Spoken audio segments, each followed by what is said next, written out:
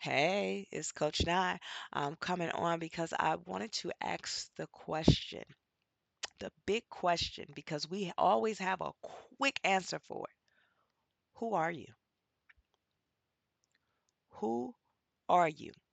Not who people tell you you are, who you think you are. I want you to really think, who are you? Okay, that's what we're going to talk about. So, thank y'all for choosing this platform to tune into.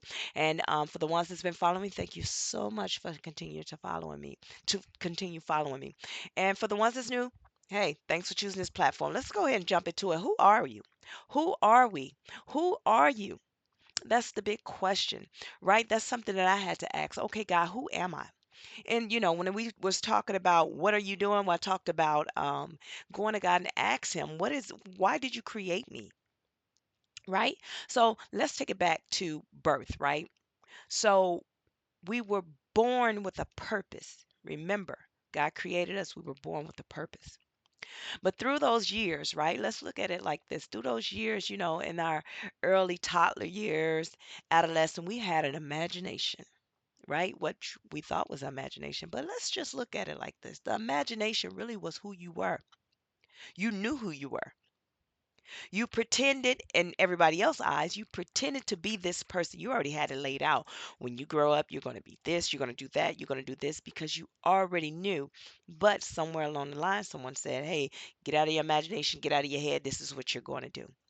And then slowly but surely they start molding us to be the person that they want us to be because they didn't know anything else.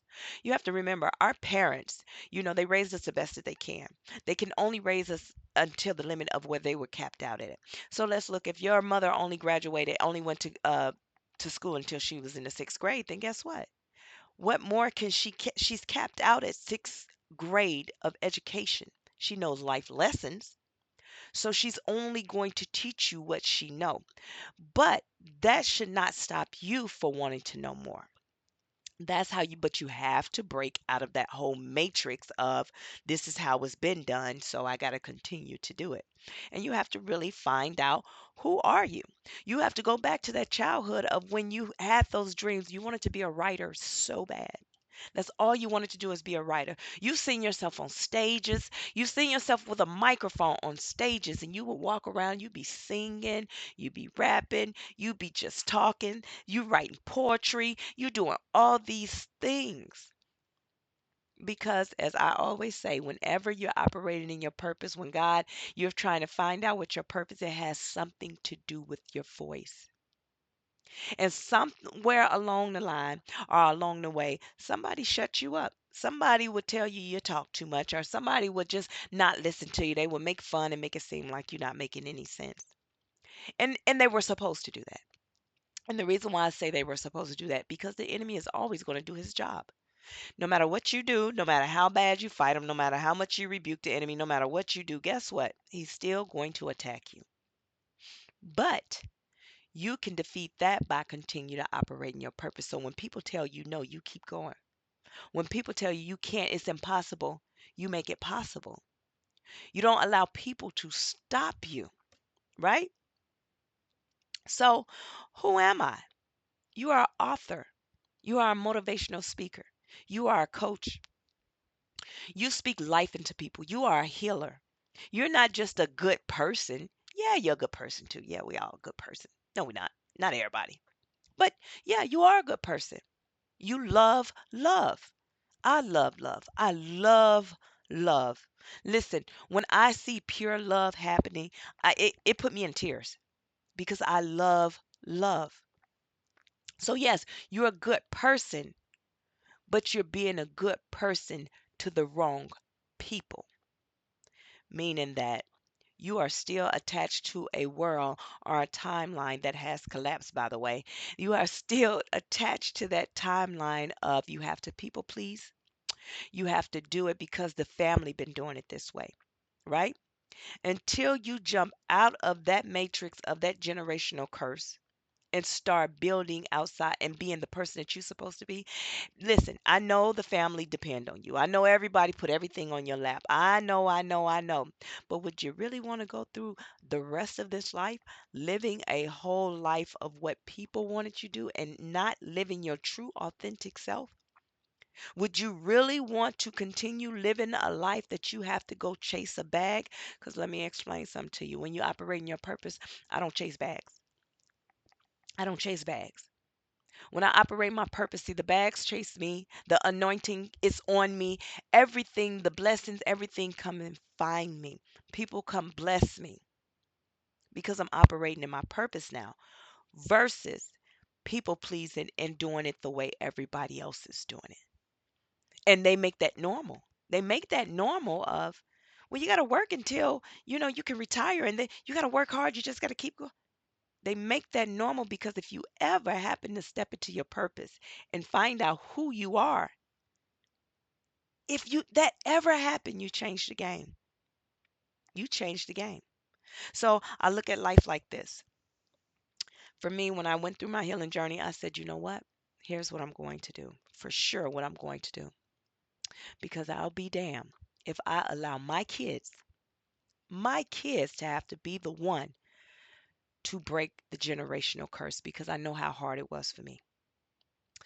I'm not putting that pressure on them, so it stops here. It stops here. And what I'm going to do, I'm about to fix this. Yeah, it's going to hurt, but I can take it. Yeah, because I know in the long run, then hey. So, God, who am I? Tell me who I am so I can operate and be the person that you need me to be so I can break this curse and bring that generational wealth back to my family, bring that love back to my bloodline, bring it all. See, it's not the bloodline that's already here. That's not what you're trying to save because they're already here with you in the same boat. The bloodline that you're trying to fix, like my children, my children's children, my grandbabies, my great grandbabies, because they'll never know anything about poverty. They'll never know anything about, having to work super hard. They'll never have to know any of those things. They're not going to know that, hey, what do you mean? We don't give hugs. We don't know how to, we're not emotionally intelligent. What do you mean we can't say I love you before we go to bed? What do you mean? That's what they're going to know. That, hey, when they see my sons, excuse me, their dad or me, hey, I love you. When they leave, give me a hug. I love you. They're going to be able to say those things. And it's not going to feel awkward. See, the whole purpose is for you to bring love back into this world, change the frequency of love. So, how do you do that? By identifying who you are so you can stand in your rightful position to do your job. Yeah. So, ask God, who am I? Just like I said, what are you doing? Go to Him and ask Him, okay, God, who am I and why am I here? And then I want you to sit. I want you to sit in the present. I did a podcast about present, being present, and it'll teach you how to be present in that moment, how to sit in the seconds and wait on God. Because what happens is when a lot of people ask that question, they go off into the future. And when you go off into the future, you miss all the instructions and everything that you need, right? To help you along the journey. But when you stay present, you can get all the instructions that you need. God is going to guide you. You're not going to have to do anything. So whatever it is, when he tell you who you are, then he's going to tell you what you need to be doing. You're not going to have to go run and find out, okay, how do I fix the LLC? Somebody do this for me. I need somebody to do that. I need a team. No, no, no. He's going to bring everything to you. He's going to give you the strength to be able to multitask and not even realize that you're working. See, when you're working and operating in your purpose, it don't even feel like work. So ask yourself, who am I? Who am I? Take it to God. Figure that thing out because you're about to step in a new timeline, a brand new you. I'm ready for it. I'm proud of you. And if no one told you today, I'm telling you now, I love you and I'm super proud of you.